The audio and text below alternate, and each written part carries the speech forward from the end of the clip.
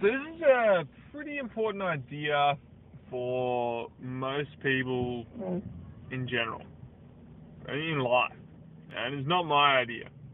And like I say in every single one of these things, none of these are really my ideas. Like, I truly don't believe there are any original ideas. There are only original ways to, I guess, conceptualize ideas, verbalize ideas, provide examples for them. There's no such thing as an original idea. So I just want to establish that, just to sort of separate my ego from this, hopefully. But just in case anyone was wondering, like, who do you think you are to tell me this? This is great life advice for everyone. That's very general advice. And I know probably not many people are going to say this, but it's worth mentioning anyway. But kind of without dragging on too much, the idea that I want to talk about is this concept, and I'll tell a story that sources where I got the concept from. This concept of never waving the white flag.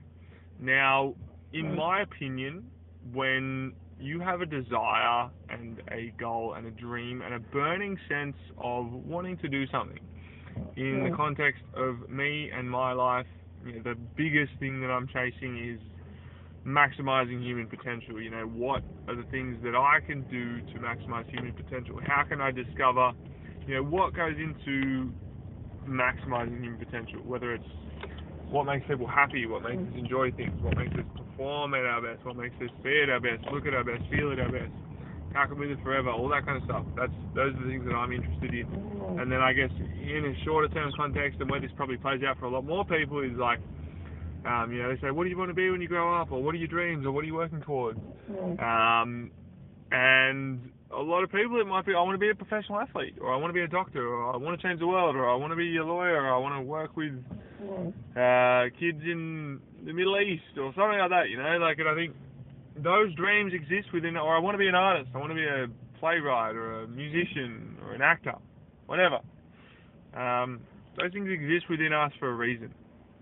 And there's a reason why I shared the book The Alchemist, and it's because, our personal narrative and our personal story is a central feature to every single human being on this planet, and whether you're spiritual or not is a question for a different story, but regardless of that, it is one of the fundamental truths of the human experience, and so the sooner we can accept that, we have desires within ourselves, we have this innate sense of, this is what I would like to be doing with my life, and chances are from a young age, it's been there with us, and they talk scientifically about, well, maybe it's imprinting, maybe it's from when we're the ages of 11 to 14, maybe it was because that's how our nervous system developed, and that's how our habits and tastes and everything developed, or maybe it is God upstairs imprinting some specific desire and gift within us that allows us to give back to the world. But who knows what it actually is, but all we need to know for the purposes of this is that within us, we have a gift, and we have something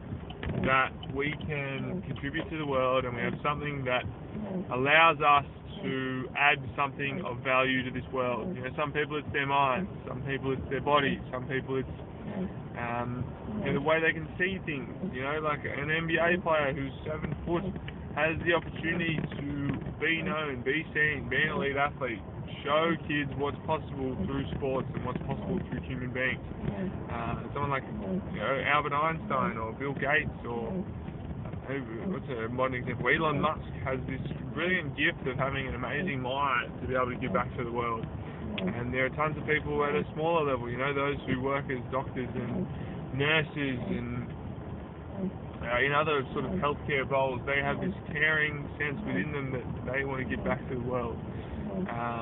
And without getting too esoteric here, we all have this innate sense of what it is that we want to do.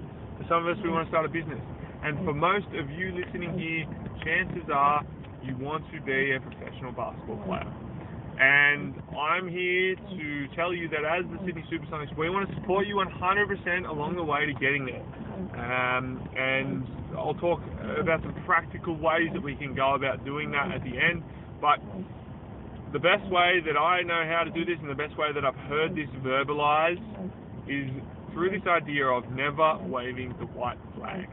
Now, if you listen to people who tell you to be realistic, they'll say, look, there's only 80 spots in Australia for professional basketball because we've only got 8 professional teams in the NBL, and look at how good they are, and it's not realistic. You should think differently. But I think that's crap because there are so many benefits associated with pursuing a goal wholeheartedly and fully. And, you know, I was one of those people who sort of listened to those doubts that was within my own head, and the reason why those doubts kept creeping up was because I didn't do the work necessary to prove to myself that pursuing basketball at a high level was a worthwhile endeavour. Because what did I do with my time instead?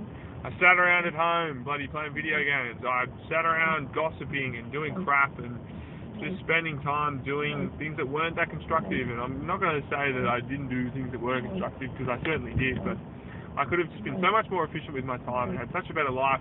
I wouldn't have really had to sacrifice anything. All I would have done is just reorganised how I did things and actually felt better about myself because I had a structure to what I was doing, and you know, like I was getting up early and training and getting to bed at the same time, and I wouldn't have been sort of in these weird mental places when, I'm not saying I was depressed or anything like that, but you know, when you don't sleep in a consistent schedule, then your neurochemistry goes all over the place. So for most people, sport is one of those things that requires you to be healthy, because if you're not healthy and you're not optimised and you're going out drinking, or if you're not sleeping well, then you're going to notice it. So it's a good compass for how the rest of the health and the rest of your life's going. And at the moment I'm finding that, you know, I'm not going out as much as I would have in the past with friends, and my life has improved drastically because of it, and I wouldn't have been able to say no to that if it wasn't for having something awesome like basketball. And so I think, you know, the whole idea of never waving the white flag is because the positive things associated with pursuing your dreams far outweigh the things that you have to give up. You ask anyone who's ever pursued their dreams, like Kobe Bryant, was it worth not going to all those parties to become who he became? And I mean, obviously, rest in peace, Kobe, he's not with us anymore, but you ask anyone who did that and they will tell you that it was worth every single second. And so we should never ever have doubts about it, whether or not we make it or not, because of the benefits that it has. And you can have both, you know, you can still go to a party once a month. Like they talk about some of the most diligent basketball players who never went to a party and never drank alcohol, but that was probably because of other reasons as well. They were probably religious, they probably didn't want to go. You can still go to the big parties and the big events, you know, you don't have to be so dogmatic about it that you turn into a freak. And look, if that is something that you want to do and you want to be that dogmatic about it, great. But you don't have to give up the best things in life to succeed. And there's countless examples of this. I think a really great example who's achieved the highest level of performance. I mean, there's so many basketball players who go out regularly. I mean, we talk about Russell Westbrook and James Harden regularly going out, and Kyle Kuzma and things like that. But a great example of someone at the highest level, Greg Rutherford. There's an interview with him on London Real.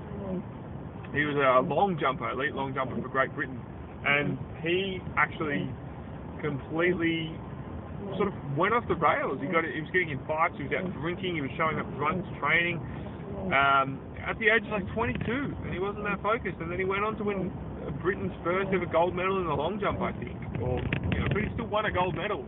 And I don't know if it was Britain's first ever one, but he achieved amazing things, and it was because, you know, he still had a great life and still enjoyed himself, but he was diligent, he was consistent, and he didn't wave the white flag. He had this belligerent belief in himself that he would get to where he needed to go.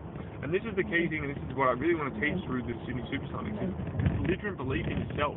And at times, you know, I even question it. No one's perfect for this, but it's the key to success. And everything that I have achieved so far, and everything that everyone else I've ever spoken to or read about who's achieved success says this, you know, if you don't believe it, then it's not going to happen. It's like the core principle of Think and Grow Rich, and we doubt ourselves all the time on this, but if we stay consistent, if we continue to develop the self-esteem and the self-concept and the self-confidence, then it will happen.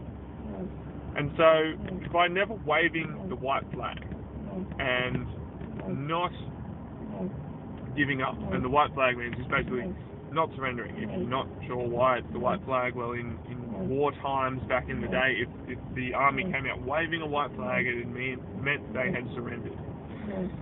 However, if you never surrender, if you never give up on your dreams, and you continue working, no matter how far-fetched it seems, every single day, you will start to improve towards that dream.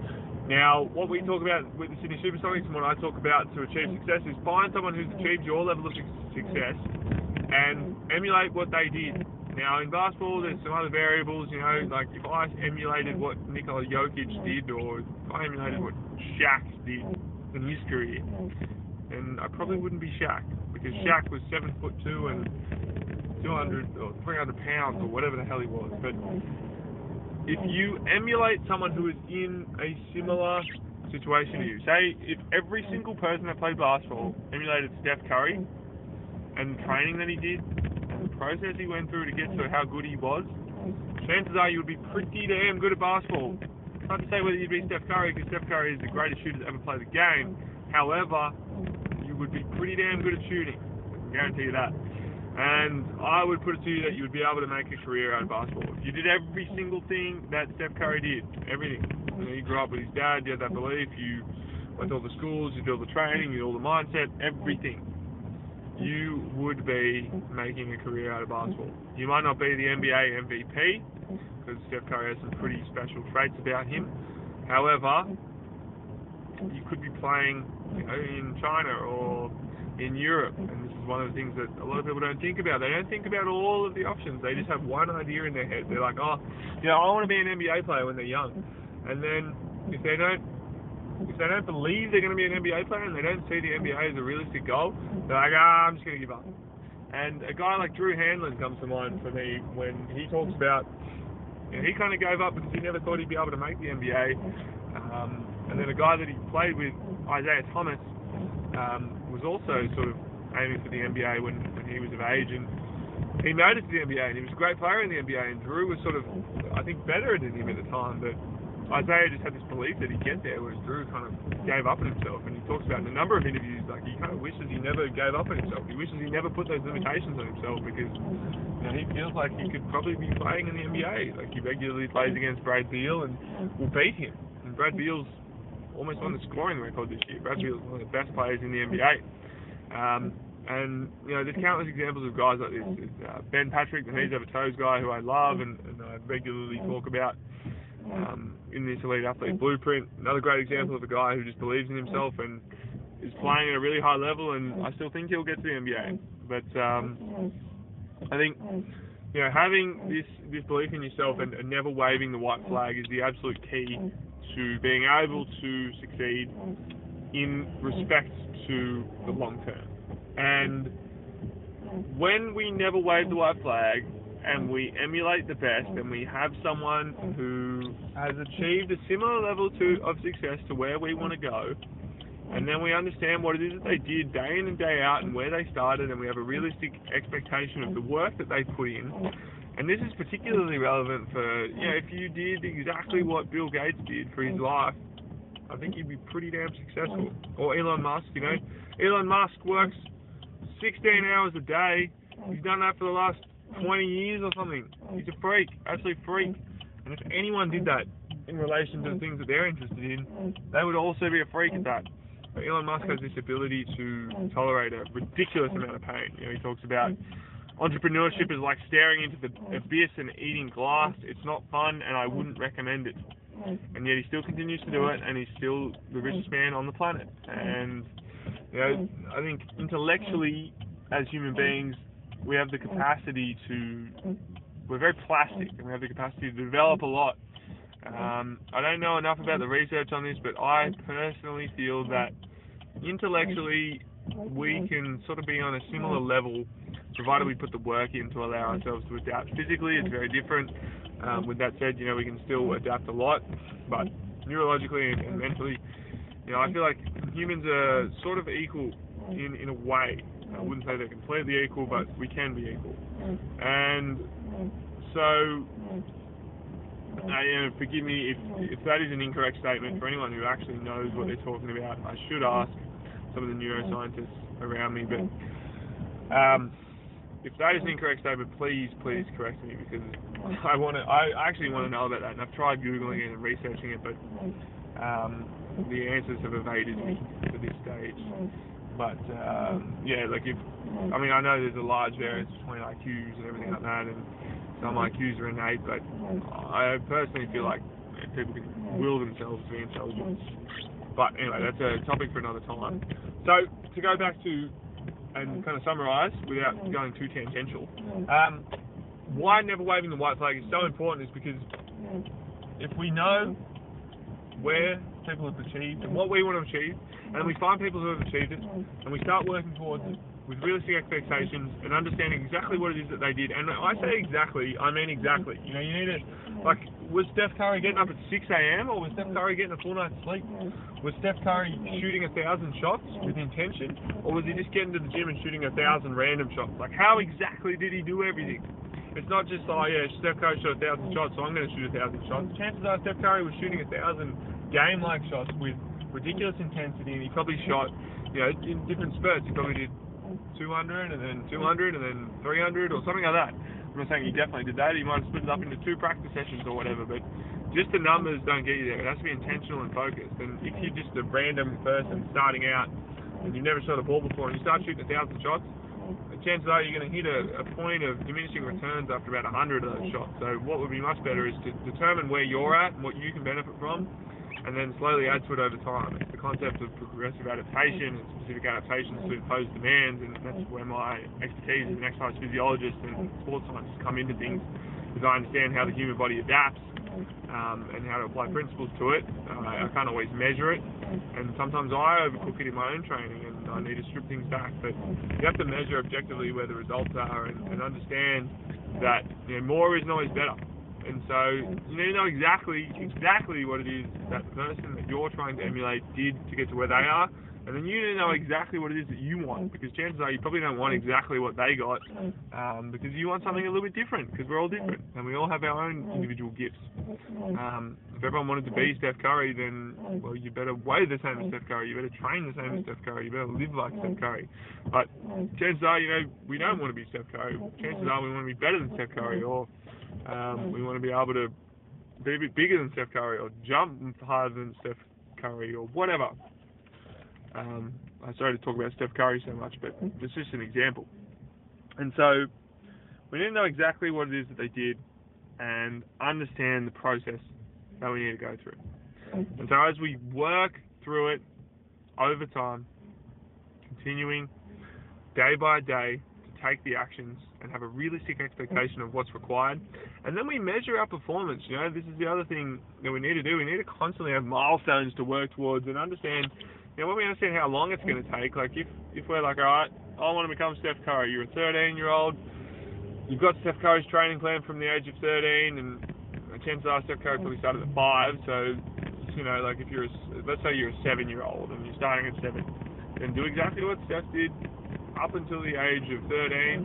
Like, what were the milestones along the way? What ball was he using? Chances are when he was young, he was playing on a small rim with a small ball, and his dad wasn't letting him shoot threes, and then he slowly built up over time, and then, you know, by the time he was 15, he was probably shooting on a normal rim with a normal ball, and he was shooting at, say, 60% from the free throw line, and slowly built his range up over time, getting 100 shots in a day, and then doing his dribble work and playing twice a week. Not overdoing it, because his dad knew that if you play all the time, then it makes you more likely for injury, and he just slowly and consistently did the things that he needed to do. And then, you know, like as he went through, he's like, all right, now I'm shooting at 30% in my career from the three-point line, now I'm shooting 40%, now I'm shooting 50%. Oh, okay, I'm going to get a recruitment from Davidson, I'm going to expand my range out because I'm going to college. And he has these measurable goals that he's targeting each step along the way, and you'll be able to find those goals if you speak to a coach or you speak to anyone who sort of has seen progression happen. Like, those goals are pretty easy to find, and in the Sydney Supersonics I've kind of outlined a bit of a journey of my progression as a shooter and some of the milestones to target, but these aren't set in stone. You know, some days I'll go out and I'll shoot 70% on the gun, and other days I'll go out and I'll shoot 40%. I just feel terrible, and you know, I'm not getting my legs under it, and I'm cooked. So I need to work out the sweet spot for me. Everyone will need to do that, but the numbers are just a useful way to measure change. And so when we look at this idea of never waving that white flag and having something to measure, then over time, if we say to ourselves, we're not going to wave the white flag, we know where we need to head and we know where we need to go, and then we work consistently at it with realistic expectations, and we see ourselves hitting our milestones, then success is inevitable. And the only time that success doesn't become inevitable is when we give up. And so I think, you know, if you've set a goal to reach the NBA, for example, and this is one thing when I was younger, I was like, I want to play professional sport. I want to play for Australia. And then as soon as I realised that probably wasn't going to happen, I kind of gave up. I lost motivation. Whereas I could have just pivoted and said, oh, look, I want to play 3-on-3 at an international level. I want to go to more challenges. I want to have a lot of fun with 3-on-3. I want to make a bit of money. I want to play professionally over in Denmark, for example. I want to go to one of these places where some of my friends that I know have gone, and I set my sights a little bit lower, but I know that it's still within reach, and it's still possible if I continue just diligently working. Then I have a really constructive hobby for myself. I've identified some clear pathways that I can go towards, and I have some things that I can do. And I think not enough people able to pivot their goals. This is one of the concepts in business. You've got to pivot to work with reality. And you can still have, like, you say, oh, my goal is to be a professional basketball player. Okay, cool. Well, where do you want to play professionally? What would constitute a professional basketball player? Does it have to be NBL, or does it have to be NBA, or what does it have to be? And so if you're playing at the NBL level, well, that's going to be a lot harder to reach than playing professionally over in Denmark, for example, where basketball has a lot more funding, and you can play, you can be like a Waratah level, but you're getting paid $50,000 and getting a car and being able to kind of drive around the country and all that kind of stuff. You just have to be creative about where you're going to go. And I guarantee you, you know, if you put in the work over the long term from the age of 13 and you've trained 5 days a week and you've been focused and you've been analytical and you've gone through all the stuff that we outline in the Supersonics Blueprint, then you will be at the level where you're able to play professionally. And I can guarantee you that you'll find somewhere where you can play professionally. I can't guarantee you where it will be, but it will definitely be worth it for your career, and it will have taught you some pretty important skills.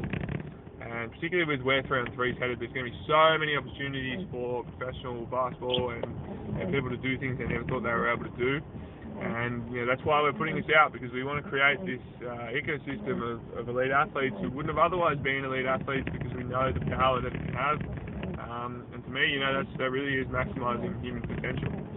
And to tell a story, I think I was supposed to start with this story, but to tell a story about how I actually discovered this concept and where I first heard it, it was from Jack DeLosa, who is the founder of the Entourage, which is an entrepreneurial development program for entrepreneurs who are running their own businesses and they need education across the whole area of business.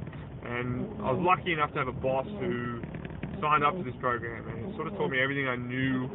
I would say everything I knew, but it solidified a lot of the things that I wanted to learn about entrepreneurship, and taught me some really valuable marketing and sales skills, and gave me a lot of confidence in what I was doing. And this is a sort of a program, it's like a $45,000 a year program, so I was very lucky to be a part of that and benefit from the education, you know, as an employee at my current workplace where I work as a head of growth. And Jack DeLosa, he is a very interesting character. He's met with Richard Branson. He has a podcast. I highly recommend checking it out. The Make It Happen show. I don't think it's Jack DeLosa anymore, but you can type his name into Google, and he has some TED Talks and some really, really powerful speeches, and we'll probably touch on him a little bit in some of these modules. But Jack DeLosa is a really powerful individual, and I heard him sort of talking about when the Entourage went through a really rough patch, when there were some changes in the legislation, and initially they were sort of a government-funded registered training organisation, what's known as an RTO, and the government was funding them to run programs, education programs. And so what that meant was they had a certain amount of money coming in from the government, and then that was how they spent. You know, they hired a bunch of employees and they had expenses according to the amount of money that they received from the government. And then out of nowhere, the government decided these RTOs are costing us too much. We're going to pull the funding out from these RTOs. And so they no longer were able to fund the Entourage for the stuff that they were doing. And the Entourage didn't have any individual people paying for their services. And so their whole business model was flipped. They weren't receiving any income any longer, and yet they had to pay for all the staff and all the services they had, and the rent, and you know, the schools that they owned, and the campuses and everything like that. And so basically within the period of like 3 months, they lost all of the money that they were making, and they started a lot of money that they were paying. And long story short, the business was in crisis. They weren't making any money, and they would have had to just completely disband everything. For those who don't know business, that's kind of what happens when you run out of money. Is you just have to say, oh look, well, we're packing up shop and we're waving the white flag, we're giving up. But Jack Delosa, being the savvy entrepreneur that he is, just said, look, I'm not giving up, and did everything that he could to shuffle around income and shuffle around money and everything like that, knowing that the business was so strong and the vision was so great and that the difference that they could make to people's lives was so big that they didn't want to give up. And so even though it was hell and torturous for a period of, I think it was 12 months or more, where he was basically getting spoken to by bankers and creditors and being like, oh, you know, you better fix it up, and had to lay people off and had to completely restructure everything the entourage did and change all the marketing and, you know, appeal to people to get them to pay them instead of the government paying them, which is no small feat. I mean, it is the most difficult thing you can do as a business owner, and still to this day, as a young business owner, I have no idea how he went through it and how he did it. But what he was able to do was, because it was such a great product and because he was so intelligent at navigating this challenge, he was able to save the entourage because of the fact that he just said he was never going to wave the white flag. And this example of never waving the white flag and staying consistent and keeping with the vision and knowing what he wanted is exactly the example that I want to leave with you all today as to why we should never wave the white flag with our dreams and with our basketball careers. When we know what it is that we want to achieve, and we start with why, and we have a vision for our future ahead of us, and we know what we're working towards, and, you know, if it's wanting to play professional basketball, and we have that unrelentingly, and we work consistently at it every day. Like, there's chances are when it first happened to Jack Delosa, he would have been like, man, we are screwed. The entourage is not going to succeed. My life is over. Crying to himself. He's like, I don't know what I'm going to do. I'm not going to be able to keep it going. But he said, look, I'm going to try. I'm going to try anyway. And this is what people do, you know, when they're playing basketball. When they first start out, they're like, oh, you know, I didn't make this rep team. Oh, no. I didn't make the state team. I'm never going to be able to play professionally. But they get up the next day and they're like, all right, well, I've got my training program. Maybe I need to reevaluate this, this, and this, and work on the things that they said that I needed to work on, like my dribbling and my shooting. And, okay, well, this is the training program I need to go through. And, okay, let's start today. And Jack Delosa did the same thing with his business. He's like, all right, I need to buy this person, reallocate money here, borrow some money here. You know, really bring the team together here, and then next day, alright, what else do I need to do? I need to do this, this, and this. Same thing with the basketball player, and he kept consistent. As did the basketball player who kept training 5 days a week, playing, you know, reevaluating his shot, what he needed to work on, taking the feedback of the coaches, being coachable, playing more intensely, training smarter, and then they got better.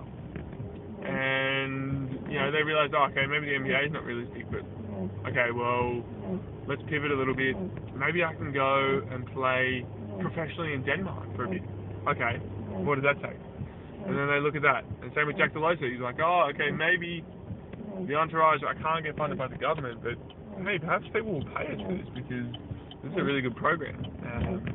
As we have, as I have, as my boss has, I should say. And maybe people will pay us for this. So, okay, that's how we change. That's how we pivot. And then it turns out that the entourage is one of the best businesses I've ever encountered. It's amazing, and it's completely changed my life. And I'm so glad that Jack Delosa was able to stick with what he was doing, because it's just an amazing, amazing thing that gets entrepreneurs together in the same place, and it's beautiful. You know, I've met some great contacts through there, and it's completely changed the way that I think about everything I'm doing in my life. And it's the same thing for a basketball player.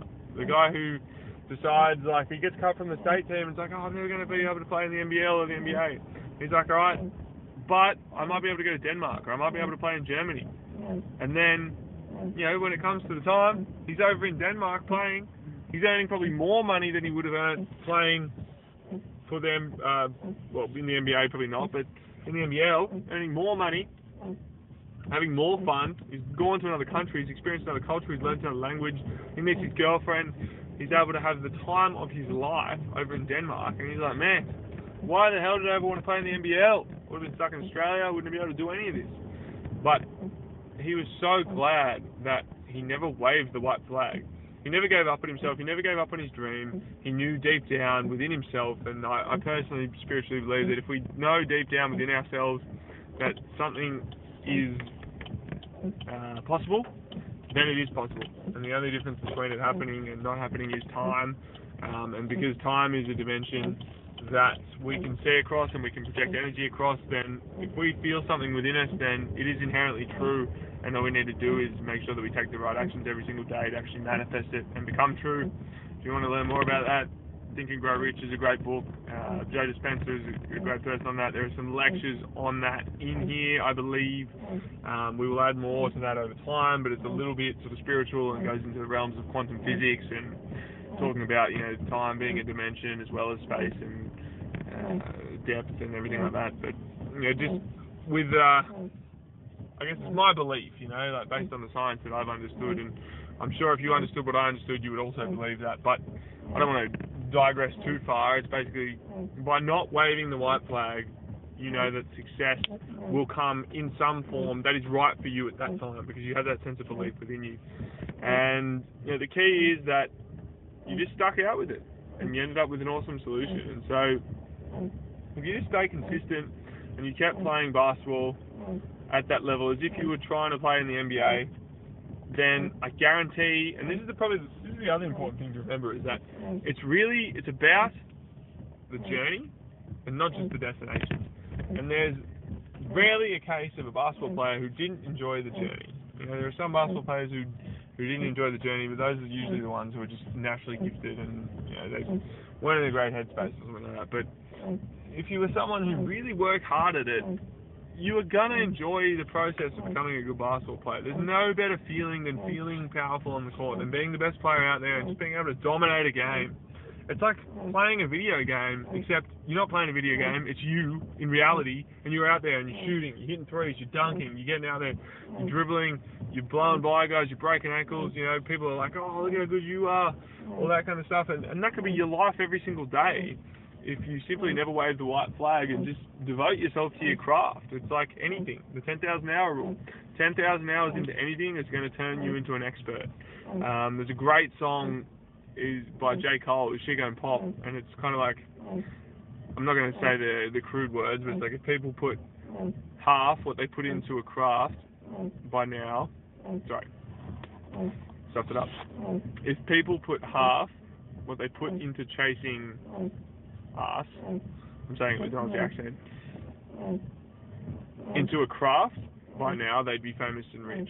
And so in other words, like, if you put the amount of time that you put into inconsequential things like chasing after girls, like sitting around watching TV, into a real craft like basketball or a skill or something that you really, really care about, like music, then 10,000 hours later, you would be famous and rich. And the 10,000 hour rule is kind of crude because, like, it's been shown in the research that really we can only do between 1 and 3 hours of deliberate practice that can count towards 10,000 hours per day.